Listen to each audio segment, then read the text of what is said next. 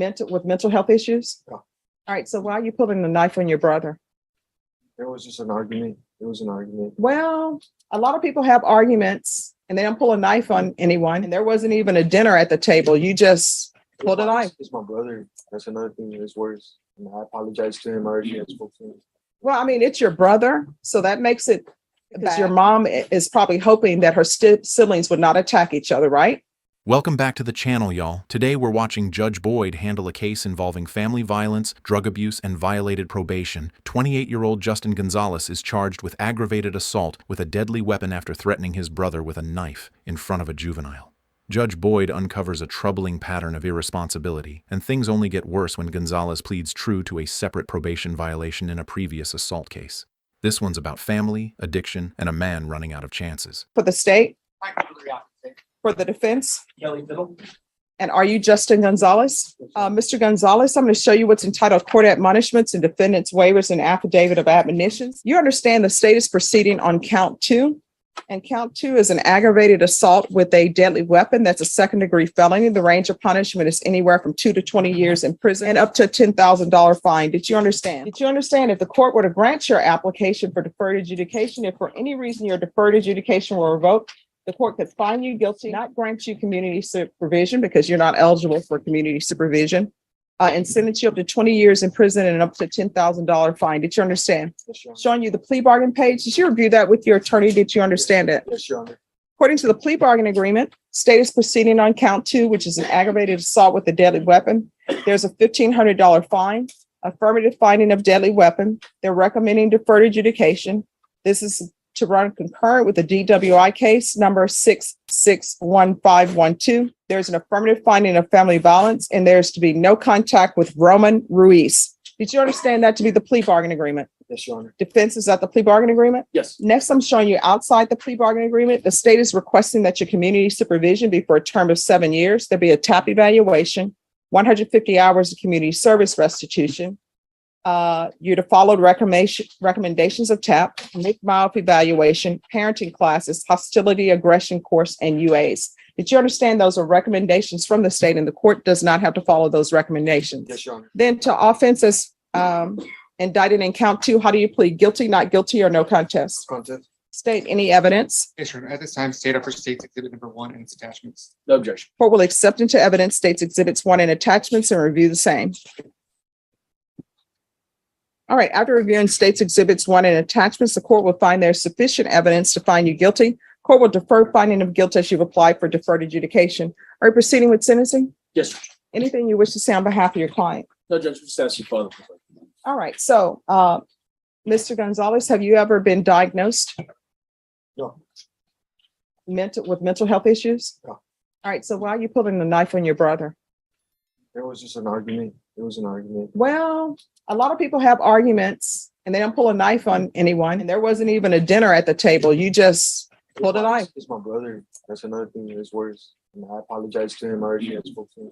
Well, I mean, it's your brother, so that makes it because your mom is probably hoping that her siblings would not attack each other, right?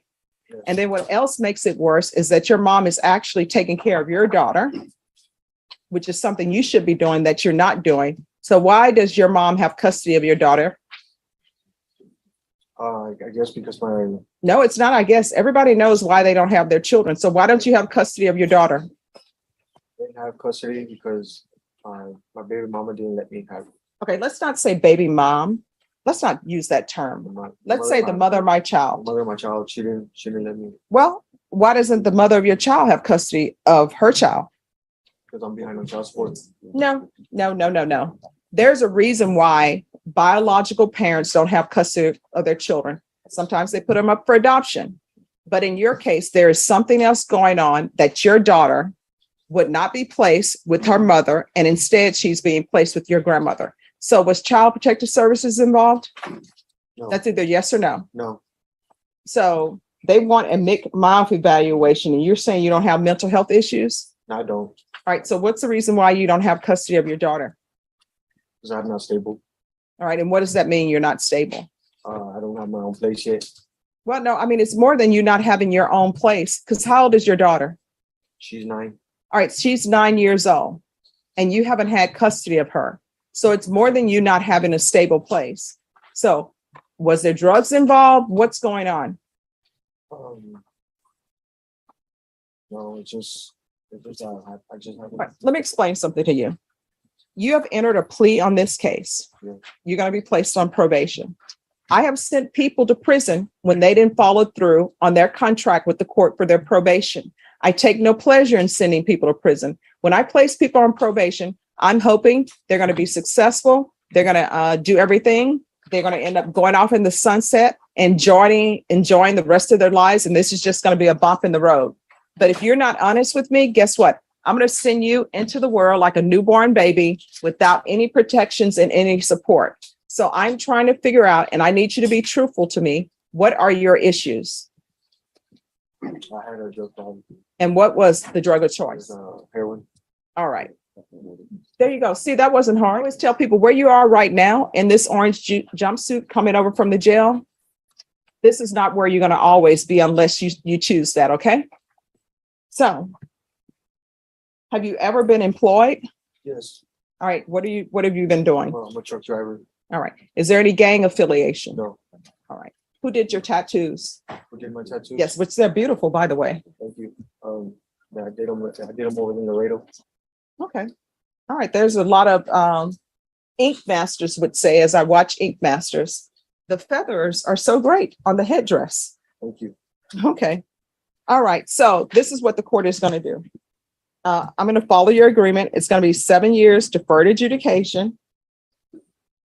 There's a $1,500 fine. That will be probated. There's an affirmative finding of a deadly weapon. This will run concurrent with 661512. And I'm sorry, back with regards to your plea, there's an affirmative finding of family violence. Did you understand with an affirmative finding of family violence, you're not allowed to own or possess any weapons or ammunition? Yes. Yes, And sir. did you also understand with an affirmative finding of family violence, you're not allowed to be designated as primary custodial parent? Sure. All right. And knowing that, do you still wish to continue with this plea agreement? All right. So there's an affirmative finding of family violence. There's to be no contact with Roman Ruiz. So that means no phone call to him or anything. Later that can change, counsel, if things are working out. I'm going to ask for parenting classes, and that'll be triple T. There's 150 hours of community service restitution. 40 of those hours will be waived if you provide proof of the COVID vaccination. The court is not requiring you to do that, but if you do, 40 of those hours will be waived. I normally would waive the remaining community service hours for the parenting classes, but in your case, I think you need to stay busy because I'm concerned about the drug addiction that's going on and the lack of responsibility you're taking for that. We're going to do a TAP evaluation. Follow all TAP recommendations. And that TAP evaluation is going to take place while in custody. We're going to go ahead and do a referral to felony drug court. I know that some people will say, he's charged with an aggravated assault. Maybe felony drug court won't accept him for that, but they look at it on a case-by-case basis. We're going to do MIC-MIOF evaluation while in custody. There's to be hostility, aggression course. There's to be random, well, we're going to do the UA hotline until further notice. Proof of employment within 30 days of release. There's to be no employment as a home health care provider or with minors. There's to be no unsupervised contact with minors. There's to be regular reporting by Zoom or in person. And I'm going to want field visits 2 times per month, random. The defendant is not allowed to live with his mother. So the location of this incident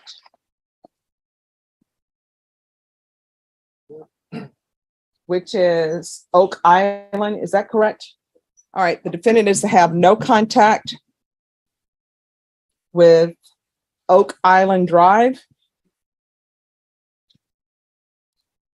And defendant is not allowed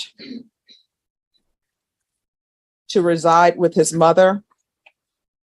And the person who lives at that house, is it just your mother or is it your grandmother too? No, my brothers live there and my stepdad. All right. All right, he's not to reside with his mother or his stepfather. Is there anything else that he needs probation? Is there anything that you need from the court in order to be successful? Anything else? All right, we can go off the record. Mr. Gonzalez, your mom and stepfather and your brother are taking care of your daughter. That's something that you should be doing, but you didn't step up to the plate, so they did. So you should be making their life easy. And let me explain to you, one of the reasons why I'm not letting you live with your mother and your stepfather, because I don't want any family animosity or confusion because you're to have no contact with your brother. So you can let them know that I said that you can't live with them.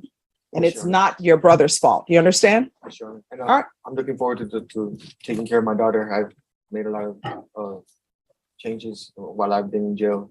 All right. So here's the thing with that. A motion's going to have to be filed because I said no unsupervised contact. And I'm not going to allow you to have contact with your daughter or have your daughter stay with you. And then the next thing I know, you're bringing some new woman in the house to be her stepmom. I'm not going to allow that. You have parties announced for the record for the state Hank Wilkins for the state, Your Honor. defense. Ray Lopez for the defense. Are you Mr. Gonzalez? Yes. Going to show you what's entitled motion to enter adjudication of guilt and revoke community supervision. Did you review that with your attorney? Did you understand it? Yes. Are you the same Justin James Gonzalez who was placed on deferred adjudication in 2022 CR 6213 of aggravated assault with a deadly weapon on September 20th, 2022 for a term of 7 years? Is that you? Yes. All right, state.